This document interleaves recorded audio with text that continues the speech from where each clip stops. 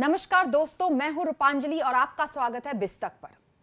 आज हम लोग बात करेंगे कि हेल्थ इंश्योरेंस की कवरेज अगर आपको बढ़ाना है तो आपके पास क्या क्या ऑप्शंस है। हेल्थ इंश्योरेंस एक ऐसी पॉलिसी है जो आपको जरूर लेना चाहिए। लास्ट 3 से 4 साल में अगर आप देखे हैं, आपका हेल्थ इंश्योरेंस का कॉस्ट थोड़ा बढ़ चुका है। करीब 3 साल पहले और आज के बीच में आपका हेल्थ इंश्योरेंस का कॉस्ट करीब 20 to 30% बढ़ चुका है। इसका क्या क्या कारण हो सकता है? Number 1 reason is medical inflation. Medical inflation करीब 10 से 15% इंडिया में बढ़ता रहता है। हर साल आपका कॉस्ट 10 से 15% इंक्रीज होता रहता है। There is something called medical inflation. इसका यह मतलब है कि हर साल आपका हॉस्पिटलाइजेशन का खर्चा, दवाई का खर्चा और ये मेडिकल एक्सपेंसेस हर साल करीब 10 से 15% बढ़ रहा है। और इंडिया में ऐसा रिपोर्ट है कि 55 to 60 लाख पीपल पॉवर्टी में धकेल जाते हैं हर साल, क्योंकि वो लोग मेडिकल के खर्चे नहीं उठा पाते। ये बहुत बड़ा एक अमाउंट है। Out of pocket expenses India में बहुत ज्यादा है और इंश्योरेंस सबके पास नहीं है।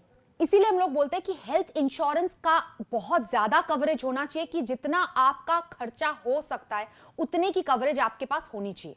और लास्ट 2 से 3 साल में हम लोग देखे हैं कि क्लेम्स हमारी इंडस्ट्री में बहुत ज्यादा बढ़ चुका है कोविड के कारण। इसीलिए हेल्थ इंश्योरेंस कंपनीज को भी अपना प्रॉफिट देखना पड़ता है। उनका क्लेम रेशियो भी बहुत ज्यादा बढ़ गया है। इसीलिए वो लोग प्रीमियम लास्ट 3 साल में बहुत ज्यादा बढ़ा चुके हैं। अगर आप अपना हेल्थ इंश्योरेंस की कवरेज बढ़ा सकते हैं और बहुत ज्यादा प्रीमियम आप नहीं देना चाहते, तो आपके पास क्या क्या ऑप्शंस है, चलिए देखते हैं इस वीडियो के अंदर। आपका पहला जो ऑप्शन है आपका हेल्थ इंश्योरेंस कवरेज बढ़ाने की, वो है अपना हेल्थ इंश्योरेंस प्रोवाइडर को जाके रिक्वेस्ट करना कि कवरेज बढ़ाने के लिए। अगर आपके पास 5 लाख की कवरेज है और आप उसको 10 लाख या 15 लाख के करना चाहते हैं, आप अपने हेल्थ इंश्योरेंस कंपनी को रिक्वेस्ट कर सकते हैं, एक एप्लीकेशन दे सकते हैं कि वो अपना कवरेज बढ़ाए। ये हो सकता है at the time of renewal only. आप उसी टाइम पे आप अपना कवरेज बढ़ा सकते हैं। आप अपना इंश्योरेंस कंपनी को बता सकते हैं, रिक्वेस्ट कर सकते हैं, अप्लाई कर सकते हैं कि अपना कवरेज बढ़ाए। इसमें बहुत सारे फायदे हैं और नुकसान भी है। फायदा यह है कि इंश्योरेंस कंपनी को पता है आपकी मेडिकल हिस्ट्री, उनको पता है कि कितने साल आप प्रीमियम दे रहे हो, कितना आपका क्लेम हुआ है, डॉक्यूमेंट्स सारे उनके पास है। तो आपका ज्यादा टाइम नहीं जाया होगा कि आप बहुत ज्यादा डॉक्यूमेंट्स भी नहीं देना पड़ेगा और आपका हेल्थ इंश्योरेंस कवरेज बढ़ जाएगी।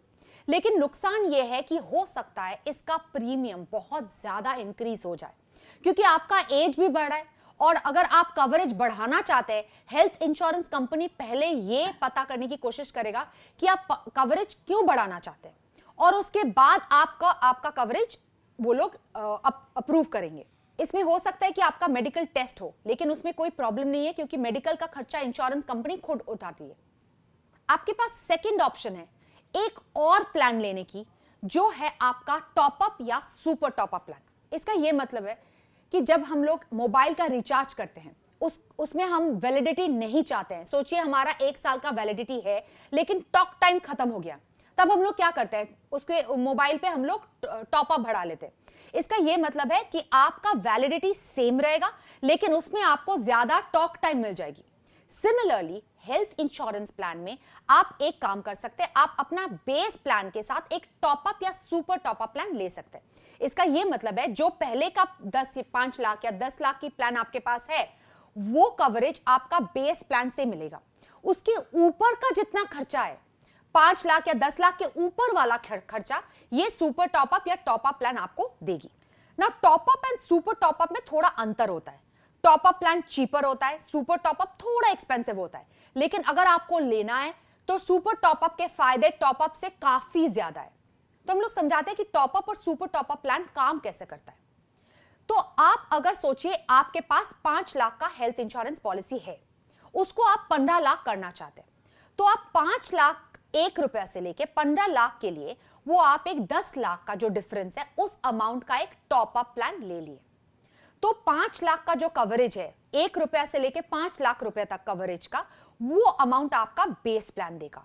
और 5 लाख 1 रुपए से लेके 15 लाख का कवरेज आपको टॉपअप या सुपर टॉपअप प्लान देगी। और ये 5 लाख रुपए जो अमाउंट है, इसको हम लोग इंश्योरेंस लैंग्वेज में डिडक्टेबल बोलते हैं। तो सुपर टॉप अप प्लान में अगर आप कोई 10 लाख का सोचिए सुपर टॉप अप प्लान लिए हैं और उसमें 5 लाख का डिडक्टेबल लिए हैं, इसका ये मतलब है पहला 5 लाख आपको नहीं मिलेगा क्लेम, वो आपको बेस प्लान या कॉर्पोरेट ग्रुप प्लान से लेना पड़ेगा। 5 लाख 1 रुपए से प्लान का कवरेज आपका सुपर टॉप अप या टॉप अप प्लान देगी ना। टॉप अप और सुपर टॉप अप में डिफरेंस ये है कि टॉप अप हर क्लेम में वो 5 लाख रुपए का डिडक्टेबल क्रॉस करना पड़ेगा आपका क्लेम पाने के लिए। सो सोचिए अगर आपका क्लेम है 8 लाख रुपए का, तो पहला जो 5 लाख रुपए है वो मिल गया आपको बेस प्लान से, बाकी का 3 लाख रुपया मिल जाएगा आपको टॉप अप या सुपर टॉप अप दोनों से।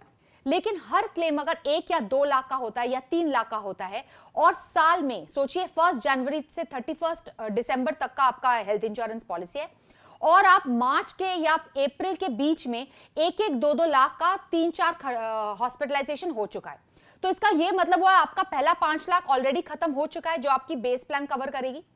और अगर अप्रैल में या मई में सोचिए एक और हॉस्पिटलाइजेशन का खर्चा हुआ जिसका खर्चा है सोचिए अनदर 3 लाख, लेकिन वो 3 लाख 5 लाख रुपए से कम होता है, इसीलिए टॉप अप प्लान वो प्लान का क्लेम नहीं देगी, क्योंकि हर क्लेम में आपको वो डिडक्टेबल क्रॉस करना पड़ेगा। वो 5 लाख का जो डिडक्टेबल है वो क्रॉस करना पड़ेगा आपका टॉप अप का क्लेम ट्रिगर करने के लिए। लेकिन सुपर टॉप अप प्लान में ये वाली दिक्कत नहीं है, इसमें आपका क्लेम हर पूरा जो साल का क्लेम है वो एग्रीगेट क्लेम लिया जाता है। अगर आप 4 क्लेम किए हो 1 लाख, 2 लाख, 1 लाख और 1 लाख का, टोटल 5 लाख का क्लेम कर चुके हो अपने बेस प्लान से, अगला क्लेम अगर 50,000 रुपए का भी है तो भी आपका सुपर टॉप अप प्लान वो क्लेम अप्रूव करेगी। यह होता है फायदा super top up plan over a top up plan. तो आपके लिए बेहतर यही होगा कि आप super top up plan apply करें, ना कि टॉप अप प्लान का। थर्ड ऑप्शन आपके पास यह है कि आप अपना हेल्थ इंश्योरेंस पॉलिसी पोर्ट कराओ कोई और इंश्योरेंस कंपनी में जिसमें आपको ज्यादा कवरेज मिले, या फिर आप कोई एड ऑन ऐसे लो जिसमें आपको रेस्टोरेशन बेनिफिट मिले। यह हो सकता है कि रेस्टोरेशन बेनिफिट आपके प्लान में इनबिल्ट हो या फिर उसको आप ज्यादा प्रीमियम देके ऐड ऑन करा सकते हैं। रेस्टोरेशन बेनिफिट का बहुत इजी एग्जांपल यह है कि सोचिए 1 ग्लास पानी है, वो जैसे आप खत्म कर दिए कोई और आके आपका पानी का ग्लास भर के जा रहा है, तो ये हो गया आपका ग्लास का पानी रिस्टोर हो गया।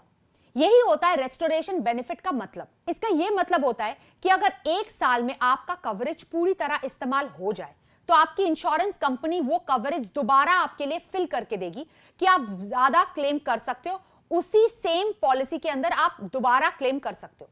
ये रेस्टोरेशन बेनिफिट्स के काफी फायदे भी होते हैं, काफी नुकसान भी होते हैं। फायदा ये है कि आप 5 लाख खत्म होने के बाद वापस से उसी पॉलिसी में क्लेम कर सकते हो, लेकिन नुकसान ये है कि हो सकता है इंश्योरेंस कंपनी आपको कुछ क्लॉजेस दे, उसमें एक 5 लाख का जो कवरेज है वो पूरा खत्म होने के बाद ही आप दूसरा क्लेम के टाइम पे आपका कवरेज रिस्टोर होगा।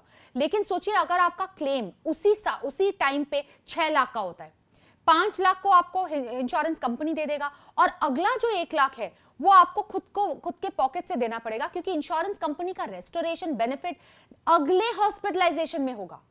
ये होता है रेस्टोरेशन का बेनिफिट का थोड़ा बहुत प्रॉब्लमैटिक एरियाज। दूसरा ये कंसर्न हो सकता है रेस्टोरेशन बेनिफिट में कि सोचिए पहला वाला क्लेम आपका हार्ट एलिमेंट की वजह से हुआ, तो कंपनी ये क्लॉज भी डाल सकती है कि अनरिलेटेड इलनेस में वो कवरेज देगी। मतलब हार्ट के प्रॉब्लम में अगर आप दोबारा भर्ती हुए तो कंपनी आपका कुछ हेल्प नहीं कर पाएगा, लेकिन अगर आपका एक्सीडेंट हो जाए या फिर आप कोविड के कारण भर्ती हुए, कोई अनरिलेटेड इलनेस के कारण भर्ती हुआ, देन इंश्योरेंस कंपनी आपको रेस्टोरेशन बेनिफिट देगी। सिर्फ रेस्टोरेशन बेनिफिट के ऊपर निर्भर करके आपका हेल्थ इंश्योरेंस बेनिफिट ज्यादा नहीं बढ़ा सकते, क्योंकि उसमें थोड़ा बहुत क्लॉजेस भी है, थोड़ा बहुत रिस्ट्रिक्शंस भी है। लेकिन ये फायदे है कि अनरिलेटेड इलनेस अगर है तो इंश्योरेंस कंपनी आपको दोबारा फिल करके देगी आपका एंटायर सम इंश्योर्ड कवरेज। जो चौथा ऑप्शन हो गया आपका हेल्थ इंश्योरेंस कवरेज बढ़ाने का, ये हो गया कि हेल्थ इंश्योरेंस का एक आप हॉस्पिटलाइजेशन अगर प्लान ले चुके हैं, इसके साथ एक fixed benefit health insurance plan ले।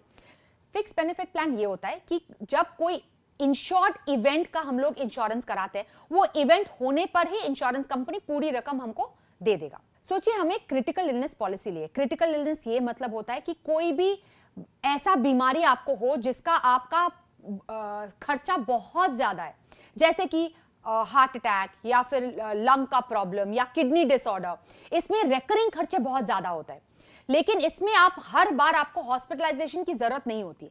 अगर आप हॉस्पिटल में भर्ती हुए तो आपका इंश्योरेंस कवरेज, जो आपका हॉस्पिटलाइजेशन कवरेज है, इंडेमनिटी प्लान है, वो आपका पूरा करेगा। लेकिन बहुत सारा खर्चा है कि आपको हॉस्पिटल में जाना नहीं पड़े, आपको घर बैठे बहुत सारा दवाई लेना पड़े, या फिर बहुत ट्रीटमेंट कराना पड़े, या फिर फिजियोथेरेपी कराना पड़े, ये सारे खर्चा कौन भरेगा? इसके लिए आप एक fix benefit health insurance plan ले सकते हो, जिसमें सोचिए अगर आपको कोई भी क्रिटिकल इलनेस डायग्नोसिस हुआ, इंश्योरेंस कंपनी जो पूरी सम इंश्योर्ड अमाउंट है वो पूरा रकम आपको दे देगी। तो वो जो अमाउंट है 10 लाख, 20 लाख, 50 लाख, जितने का भी इंश्योरेंस आप कराए हो, वो पूरा अमाउंट आपको डायग्नोसिस पे ही दे देगा। सो फिक्स बेनिफिट का क्लेम मिलने के लिए आपको कोई भी ओरिजिनल बिल्स इंश्योरेंस कंपनी को नहीं जमा करना पड़ेगा। आपके सिर्फ डायग्नोसिस का रिपोर्ट एंड डॉक्टर का सर्टिफिकेट देने से ही इंश्योरेंस कंपनी पूरी रकम आपको दे देगी। ये जो फिक्स बेनिफिट का अमाउंट है, ये आप यूज कर सकते हो आउट ऑफ हॉस्पिटलाइजेशन एक्सपेंसेस के लिए। मतलब आपका दवाई का खर्चा, इनकम लॉस, या फिर कोई भी फिजियोथेरेपी, या फिर नर्स रखने की खर्चा, ये सारे खर्चे के लिए आप इसको यूज कर सकते हो। तो ये हो गया 4 ऑप्शन आपको हेल्थ इंश्योरेंस कवरेज बढ़ाने के लिए। आप कोई भी ऑप्शन यूज कर सकते हो और आपका हेल्थ इंश्योरेंस कवरेज बढ़ा सकते हो। लेकिन हेल्थ इंश्योरेंस कवरेज आपको बढ़ाना चाहिए और इतना लेना चाहिए कि आपकी और आपकी फैमिली की मेडिकल खर्चे इसके लिए ना नुकसान पहुंचे, कि हेल्थ इंश्योरेंस का नहीं है इसीलिए आप मेडिकल ट्रीटमेंट नहीं करा पा रहे हो। ये चीज ध्यान में रखते हुए आप अपना हेल्थ इंश्योरेंस कवरेज बढ़ा सकते हैं।